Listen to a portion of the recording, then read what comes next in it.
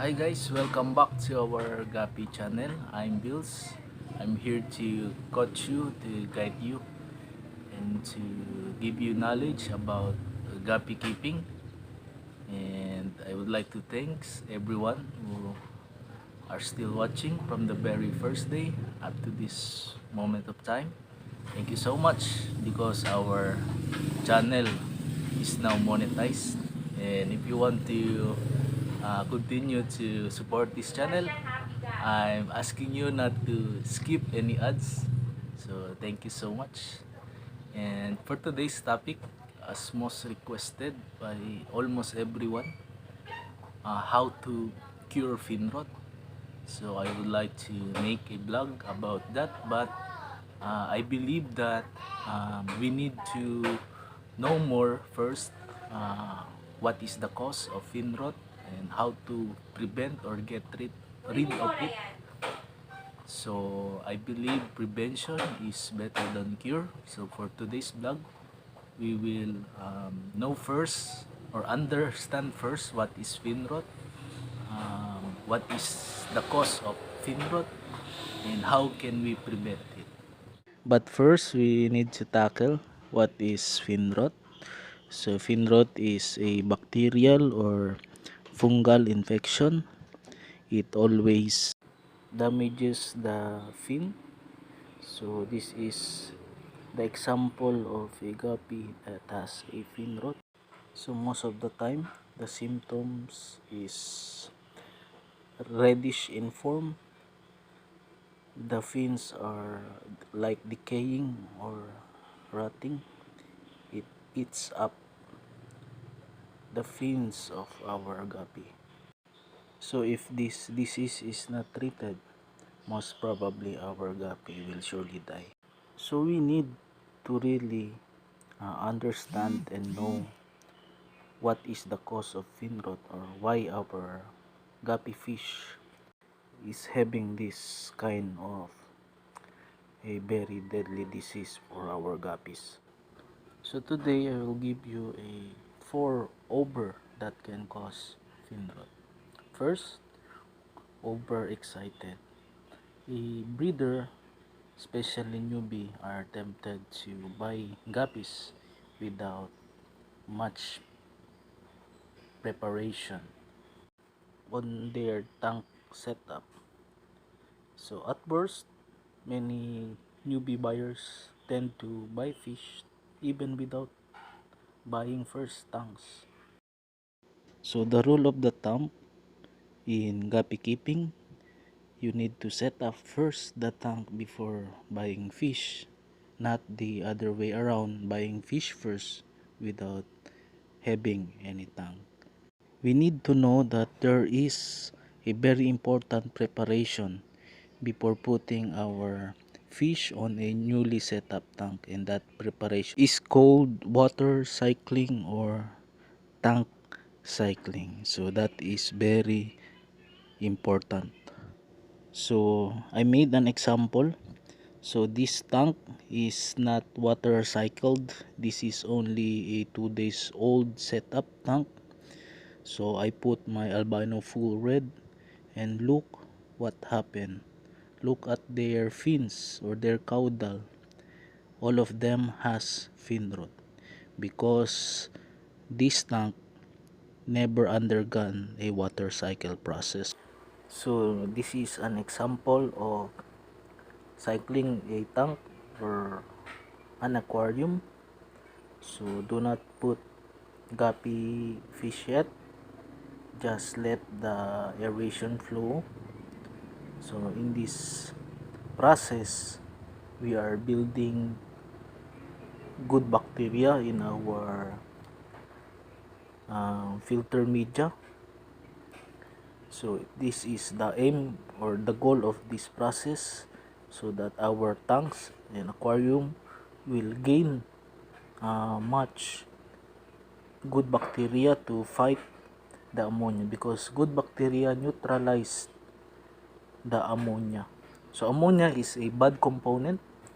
It is the one responsible for the disease. All kinds of disease of our fish is caused by the rise of level of ammonia in our tanks. So to all our viewers, please do not be overexcited. Be sure that you cycled first your aquarium tanks, because new setup tanks will always cost, or will give us a high percentage that our guppies will end up with Finrot and other kind of disease. So the perfect duration of a water cycled tank is 1 month, but 15 days or 2 weeks is fine and okay. So please guys, once again, I am pleading, especially our newbie keepers, please cycle first your tank before buying any guppy fish. The second factor that causes fin rot is overcrowding. So be sure that our tanks are not overcrowded or overpopulated by guppies. As I've said from my previous vlogs, that one guppy fish per 1 gallon. So if you have 10-gallon tank, so 10 guppies. If you have 15-gallon tanks, if you are using 15 gallons, the maximum is 15 guppies. So if you are using 5 gallons, the maximum is 5. The reason is more guppies, more poops. So because the poops are responsible for making the ammonia level in our tanks high. So more poops, the higher the ammonia level on our tanks. So be sure that our guppies are not overcrowded on our tank. Again, 1 guppy per gallon. So the third factor that can cause fin rot is overfeeding.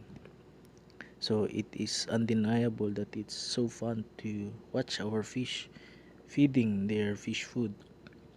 However, when we overfeed them, it has a negative effect. Excess food, when it is dissolved, can cause or can produce ammonia on our tanks. So feed only what is enough for them. So the best ratio for the amount of food that the guppy is consuming is the amount that they can consume in 30 seconds. So if you observe that your guppies cannot consume whatever amount you are giving them in 30 seconds, you are overfeeding. And continuing doing that can increase the level of ammonia in your tank. So make sure that your guppies can consume whatever you are giving them in 30 seconds or less than 30 seconds. So do not overfeed. So the last factor that can cause fin rot is overdue or out of date water change. So do not let fish waste excess food to stay longer on our tanks, because it is the main source of ammonia on our tanks. So be sure that you have scheduled water change, especially when your tanks are new or the setup of your tanks are still new. Once or twice a week will do. And if you observe, I've shared that I'm just doing a water change twice a month. So every 15 days only I'm doing my water change. It is because my tanks are already cycled for 8 months. So I'm pretty sure, I'm assured that it has a lot of good bacteria that can neutralize ammonia. So but if your tanks or if your setup are still new, be sure to water change regularly. But if your water is already 6 months, 8 months, or 1 year old already, so you can even water change in just twice a month. So the newer the tank, the often you need to water change. So guys, that's all for today. I hope you got it all for the 4 factors that can cause Finrot to our guppies. So once again, do not be overexcited. Always get your tank cycled first before putting some guppy fish. Do not overcrowd or overpopulate. Remember, one guppy per gallon, and do not overfeed. Just feed what they can consume in 30 seconds. That is the best ratio, or the best amount of food that we can give our guppies. And lastly, do not be out of date in changing your water, especially when your tanks are still new, or the setup are still new.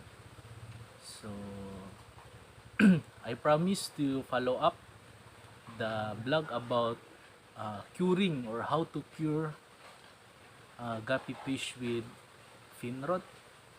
So thank you again guys for watching. But before that, I want to shout out our viewer from Washington DC, America, Crown Tail Half Moon. So thank you for watching, sir. Thank you for watching Filipino Guppy channel. So it is an honor to be watched by an American friends. I want to shout out also our co-keepers who are watching locally here in the Philippines. My friends in Jensan.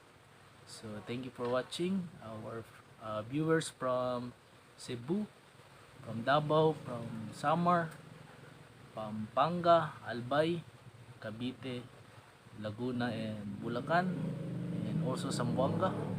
So thank you guys for watching, and I hope that you will continue to keep in tune with this Guppy channel for more informational video about guppies. So happy guppy keeping everyone. Thank you. God bless us all.